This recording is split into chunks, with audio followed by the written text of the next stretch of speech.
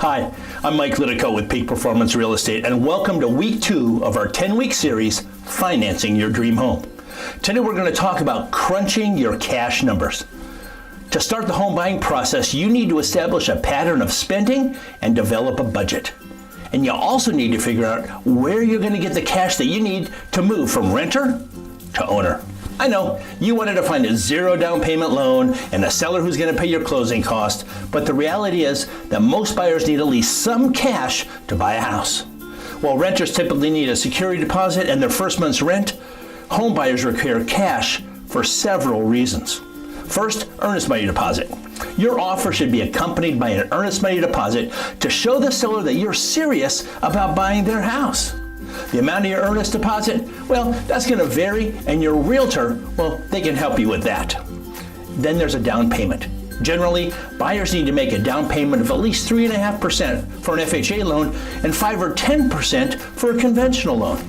Now, some loan programs allow some or all of your down payment to be a gift, but many require that at least 5% or more comes out of your pocket.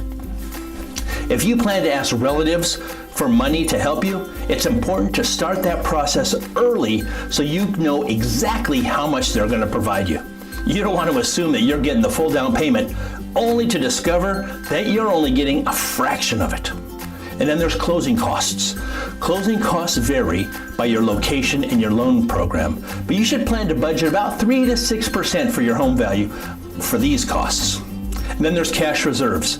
Some loan programs require that you have 2 or 3 months worth of mortgage payments in the bank as your emergency fund. Heck, even if you're not required to have that amount, it's a good idea to have an emergency fund to cover at least 3 or 6 months or more of your expenses, even after you've completed the home buying process. And then there's moving costs. Whether you're moving locally or long distance, you'll need funds to pay for the move and all the associated expenses of settling into a new home.